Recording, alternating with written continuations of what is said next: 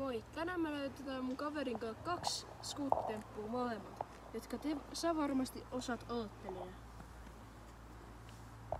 Moi! Nyt me näytän ekan tempun multa.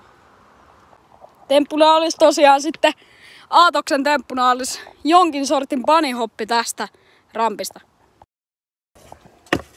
Nyt. Joo, moro moro vaan kaikille. Mä olisin tähän nyt näyttää teille uuden tempun ja tää temppu olisi stalli.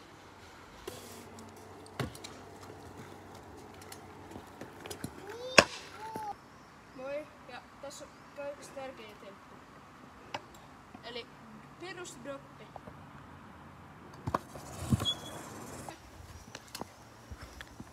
Moi vaan! Ja mun seuraavana temppuna olisi hauska ja simppeli.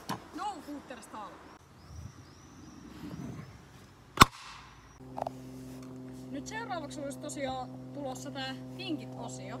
Eli alkuun otettaisiin vinkki tuohon Aatoksen ihan vaan bunnyhoppiin. Tosiaan bunnyhop toimii silleen, että sä, kun sä hyppäät, niin sä nostat tätä tankoa sua kohti ja laskeudut sitten tälleen tasaisesti. Se on aika simppeli temppu ja hyvä, tosi tärkeä oppia.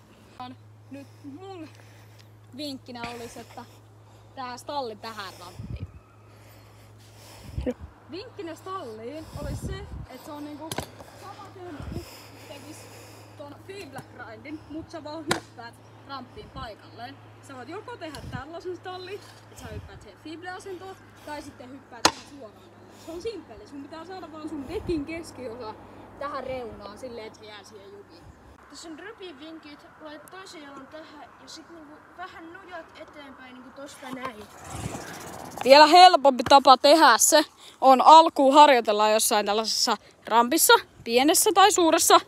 Ja suosittelen pienessä harjoittelemista ja sitten sen sijaan, että vaan työntää jalalla sitä tälle eteenpäin, niin kannattaa tehdä semmonen samanlainen liike kuin se bunnyhopissa. Eli vähän niin kuin nostetaan sitä ja sitten laskeudutaan tälleen siihen ramppiin ja mennään alas.